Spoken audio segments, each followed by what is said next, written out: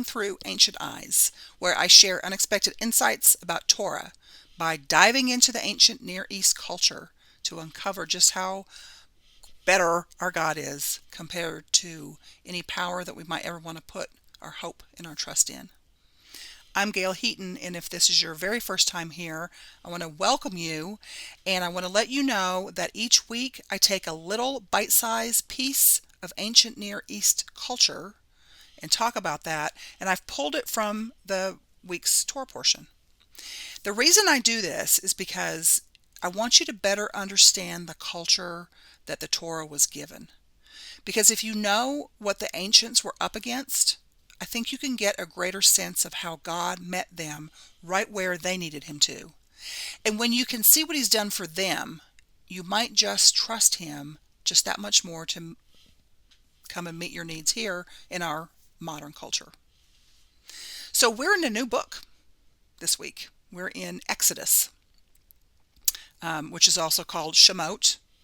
That is our first Torah portion that we're in, Shemot, and it means names. So in this lesson, I'm going to give you I'm going to set the ancient stage for the 10 plagues, which will be coming up in later Torah portions. And I want to set the stage to introduce you to some of the key players and some of the key ideas for the background of the story. Okay? Because if you're like most, well, I don't really know but if you've grown up in church and you learned when you were younger, maybe you first learned the story of the 10 plagues. Maybe you learned it with like flannel graphs. Remember flannel graphs in Sunday school? But we're going to kind of mature past those Sunday school lessons and ask some hard questions about the plagues. Because if we don't ask those questions for ourselves, those in our spheres of influence surely will. Okay, so here's a few questions. Why did God send the plagues against Egypt? Was God just trying to show off? Wasn't that a little excessive for someone who says he's a loving God? What was going on with the plagues anyway? Now, I personally never had a satisfactory answer for myself or one that I could give to anybody else until I encountered ancient covenant lawsuits from my studies with my Torah teacher, Rico Cortez of Wisdom and Torah Ministries. And he's the one who taught me that God sent the plagues in opposition to Egypt as a legal lawsuit against Pharaoh for oppressing the Israelites, his own firstborn. So let me explain what I mean by that. It's really interesting. So in the ancient Near East, a king could bring a lawsuit on behalf of his people if they were being mistreated by anybody, including another vassal king. So because of this, Pharaoh himself was at the center of these plague attacks, because he was the image or the son of the sun god. And it was said that he had the god's authority to maintain cosmic order. Okay. Now, cosmic order, that involved treating others with righteousness and justice. That was an aspect of it. Okay. The very thing that Pharaoh was violating. Now, there were additional aspects to this realm of cosmic order versus chaos, right? So it included the perpetuation of the seasons, the timing of the Nile flooding. Now remember, this flooding, once the water receded, that would create these wonderful fertile soils that the Delta Nile, Nile Delta, there you go, that it was known for. So the cosmic order, that included the rising and the setting of the sun, and social order, social classes, justice, societal norms, morality. Collectively, it's called Ma'at. And this was the scale against which everything in Egypt was measured. Now, if you've been hanging out with me for a few weeks, you know that I talked about this before in Genesis, the Torah portion via Gosh. I think that was 2 weeks ago. So it was incumbent upon these kings to rule with Ma'at in mind, and that included taking care of the widow, the poor, and the homeless. So Pharaoh, his highest duty was to maintain Ma'at. So when life for the common Egyptians was spinning out of control because of the plagues, this was a sure sign that chaos was encroaching, and Pharaoh was held responsible. Each plague came, and it increased the fear and the instability of Egypt, this nation that thought it was above every other nation, right? And our God used the religious motifs that he did to show in an unmistakable way that Ma'at had collapsed, bringing with it this return to chaos, like a pre-creation state. So Egyptian belief was that the collapse of Ma'at would usher in destruction of the natural world and the social order, and that this would enable defeat at the hands of enemies, invading enemies. But the plagues actually revealed the true impotence of the gods and Pharaoh, right? Our God, the God of Israel, proved that he's the one who actually holds chaos at bay, which is a really important thing for those in that time to learn about God. Now, the plague story, it's so familiar that we often don't think about why God sent the plagues, right? So we get a little bit of this backstory, the ancient context backstory. God brought according to the laws of the ancient Near East, a legal lawsuit against Pharaoh for oppressing the Israelites. So let's read Exodus 1:8-11 and 2:23-25. Then a new king came to power in Egypt. Look, he said to his people, the Israelites have become far too numerous for us. Come, we must deal shrewdly with them, or they will become even more numerous. And if war breaks out, we'll join our enemies, fight against us, and leave the country. So they put slave masters over them to oppress them with forced labor. And then Exodus 2:22-25. During that long period, the king of Egypt died. The Israelites groaned in their slavery, and they cried out. And their cry for help because of their slavery went up to God. God heard their groaning, and he remembered his covenant with Abraham, with Isaac, with Jacob. So God looked on the Israelites and was concerned about them.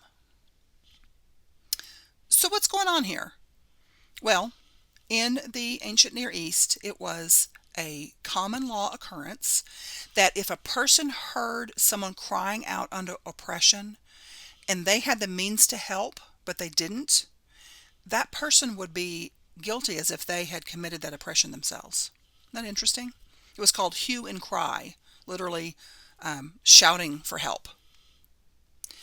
Now, to champion the cause of the oppressed, this was especially incumbent on kings in the ancient Near East. They were tasked with ruling in righteousness and justice. And we can see this in even in like the kingly enthronement ceremonies. Now, I've talked about enthronement, some of the aspects of enthronement ceremonies before, but there's other like important aspects of these ceremonies. That's specific actions that the new king would be expected to carry out at the start of their reign to kind of signal to their people that they're going to be ruling in righteousness and justice. So one example was they would let military prisoners, military captives, and slaves that were taken in battle, they would let them go free. And then the other thing was they would lift the citizens that were under their new jurisdiction out from any oppression that had been imposed upon them by the previous king's reign, which, was like a family member, right? So, the Israelites, of course, they were living in Pharaoh's kingdom, but in truth, they were under the kingship and the rulership of God of Abraham, Isaac, Jacob, right? Ever since God called Abraham out from among the nations. So God's covenant with Abraham's descendants, that bound God to protect them from mistreatment at the hands of anybody else, including the hand of another king, according to the laws of the ancient Near East. And, our God has never given up that responsibility, right? Um, his covenant to us, his protection for us, that stands to today and beyond. So part of what I think we need to learn when we think about, okay, how do I trust him? What am I trusting him in? Is this, that despite what we might see with our eyes and experience um, in our world and in our culture and within our own spheres of influence, God does still have this covenant to protect us. Now, as was the custom when a new king would arise, those in his reign and his citizenship, they would cry out to that king to release them from the suffering that the previous king had put on them, right?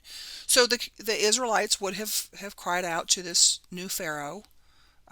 They would have understand that from the culture, that would be their time, that they could cry out to the pharaoh to end the suffering that they'd been put under at the hands of that earlier pharaoh. So this incumbent pharaoh, this new pharaoh, should have responded with mercy, again signifying that they will be ruling with righteousness and justice. But this one did not. So let's take a look at what happened in a little bit more detail. Okay, the cry originally, possibly the cry, if it was directed toward the pharaoh's ears, certainly fell on deaf ears, right? And then the cry came up to God, their true king. And our king responded because he could do something about it.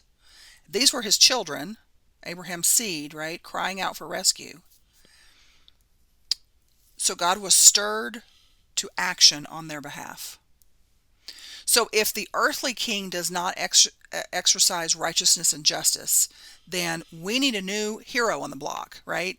And of course, that's God, the true righteous and just king.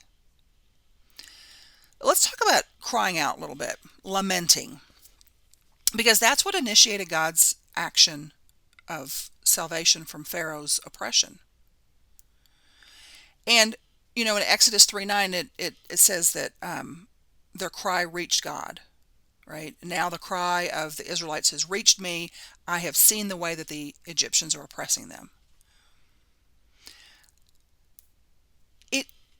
It doesn't read, at least to me, and I could be wrong here, but it doesn't read to me that there's an indication with certainty that the Israelites even cried to God, just that their cry reached God. And because of that, he acted. Presumably because the cry went unanswered by the Pharaoh, right, who actually had the earthly responsibility to answer, but did not. And that just really affected me. Because what that says is that God's covenant faithfulness reaches to us. He's the initiator, right? And his faithfulness reaches to us even if we don't reach for him. Now, that's not an excuse not to reach out to him. But maybe what it's saying is that our reaching for him is always the response. He initiated it first. And I think it shows the depth of faithfulness that God has for each of us. In Exodus 2, it says God looked on the Israelites and was concerned about them. That's how it reads in the NIV. In the King James, it says God had respect for them. So different versions will set it up differently, but it's that Hebrew word yada, and that means to know them in an intimate way, like family. Okay? And so from the standpoint of the ancient Near East, for God to yada them is to publicly claim them as his legitimate children and his vassals. He's saying, these are mine. It also says God remembered. And this doesn't mean like he forgot, like you forget your car keys and then you suddenly remember where they were. It means that he brought his covenant promises to the forefront of his actions. He remembered he's going to do something about it now. So to hear, to remember, to look, that meant that he judged the Israelites, their suffering. He judged that as legitimate oppression that he's going to deal with personally. And what's so fascinating to me, and what I want you to get, is that he did all of this legally according to the laws of the ancient Near East, so that nobody could say that it wasn't rightly deserved, right? Nobody could say it was overkill when he sent Pharaoh those plague judgments, because this is how things were handled in the ancient Near East. He's basically saying, you mess with my people, you got to go through me. Now, because you and I are image bearers of God, it's no wonder that we're repeatedly encouraged to help the oppressed and the vulnerable, right? We love because he first loved us. 1 John 4:19. He taught us how, right? And so we're repeatedly reminded, because it's human nature to do otherwise. We're always reminded not to be the oppressor. Exodus 22:21-24. Do not mistreat or oppress a foreigner, for you are foreigners in Egypt. Do not take advantage of the widow or the fatherless. And if you do, and they cry out to me, I will certainly hear their cry. My anger will be aroused. Now, crying out by God's children, that's what triggered his compassionate release of them from Egypt, from Mitzrayim in Hebrew, the narrow, constricted places. But it was God's covenant faithfulness that made like the full Exodus stick. Even though, God's Israelites, their soon bride to be, his soon bride to be, didn't understand yet how beloved that they really were to him. And I think we can relate to that. We just don't understand how beloved we are to God. I also think that we've lost our ability to cry out or to lament. What do you think? I think it's really ingrained in our culture, pull yourselves up by the bootstraps, that kind of independence, especially here in the West. One of my children was a very independent little one, and she was really fond of saying, I do myself, whenever, like button your coat, or, she wanted to do it by herself. And then she would explode in a pool of tears because, of course, she couldn't, Did you know that, you probably did. It took me a while to figure this out, but most of the Psalms are lament psalms. They're like crying out psalms. I still think that crying out or lamenting is a lost art. Seem to be, for the ancients, that seemed to be an easier way to express themselves. And again, other cultures, even in our modern cultures, would deal with this differently.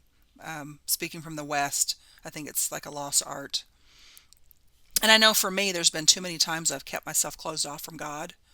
I shy away from him. Usually when I need him the most, because I'm too busy scrambling to cover myself like Adam and Eve did to hide the shame, I did read this really good book by David Taylor. I highly recommend it. It's like a devotional book, Open and Unafraid, The Psalms as a Guide to Life. So that's a great one. So in it he quotes Eugene Peterson, who says that many of us have stopped praying who we actually are. And instead, we pray who we think we should be. That hit home, right? A lot of times my crying out to God, that's kind of has been stifled by the belief that I got to get rid of certain feelings and certain thoughts before God wants to hear from me, right? Like, I have to sanitize my prayers. And when I sanitize my prayers, I lose my honesty with God. Now, Because my background is working with foster and adoptive families, I've learned a lot about how our earliest influences, our earliest experiences can affect us throughout our whole life. So I want to pose this to you. Um, Consider that those certain thoughts or feelings or emotions that you have that you don't feel comfortable bringing to God. I want you to think about why that might be. Because maybe those thoughts or feelings or emotions are the very things that you uh, weren't allowed to express in your family growing up. Okay? Because when people are caregivers, parents, when they can't handle the emotions that we bring to them, that teaches us that those emotions are not relationally safe. If I act this way, my parent shies away from me, so I'm not going to act this way, right? If I if I'm sad, or if I'm, any number of things, right? If our earliest caregivers weren't able to meet our needs in those particular emotions, then we've learned to say, okay, this my authentic self shouldn't be seen here. And I think one of the thing this is one of the things that we can take to God. We can learn to trust him that he is that good parent. And we don't have to sanitize our feelings, sanitize our emotions. We can bring all of that to him. He's big enough to handle it. So I'm training myself to read the Psalms um, as a guidebook, to lament with honesty, bringing all those feelings. And when I first started doing this, I was shocked at how disturbingly raw those those Psalms are. And I mean, they're real, but they felt so foreign to me. You know, the psalmist will say, God, save me now. I'm so angry at you. I'm so angry at how you've not done this. I'm so angry at this people group. I mean, it's just, right? And they were disturbing to me because was afraid to express myself that way, even if I felt it. But the more that I read and meditated on the Psalms, the less shocking that they seemed to me. Um, when they like unashamedly ask God tough questions and make bold statements like, "Do not be silent. I need you now." You know, it's coming easier for me, and I'm trusting God more because I'm seeing that He can handle my toughest questions and concerns. Psalm 69:3. I am worn out calling for help. My throat is parched. My eyes fail, looking for my God. This is the voice of someone who feels close to giving up. And it's probably not just me that has silenced my voice toward God because of those human deaf ears in my life. If those that I can see don't answer me or shy away from certain parts of me, then why would God, who I cannot see, be there for me, right? So I wonder, is there something in your life right now? Is there a rescue that is taking longer than you think you can stand? And so your voice is kind of crackly and hoarse from overuse. I think this Torah portion speaks into those frightened places of ours, you know, to make a full picture that God responds to the cry of the oppressed. And he'll rescue us just as powerfully as he rescued those in the Exodus story. Even if his rescue is kind of shrouded from our immediate view, and even if it takes longer than we think our voices can hold out. I like to ask, who are the oppressors in my life? Because identifying who my bullies are, that kind of allows me to put myself in the place of the ancient Israelites, right? Crying out to God. But sometimes I'm only fooling myself that I'm the victim. And I end up being oppressed by my own poor choices and my sins, right? But God acts on my behalf in those cases too. And sometimes what's needed is like a much needed wake up call from God to mend my ways, right? And of course, there is a biblical pattern of God sending oppressors to lead his stray ones back to his safety. So attention getters like oppressors, when they're attention getters in my life, that's often my first motivation to call out to him with cries of "Help me, Lord." And then that follows an inward look. Okay, what's my part in this? It's hard to navigate God rescuing us. But I wonder, do you sense now that it's time to give him another chance to rescue you? Maybe inspired by God's exploits in Torah with the Israelites? I hope so. Until next week, be blessed.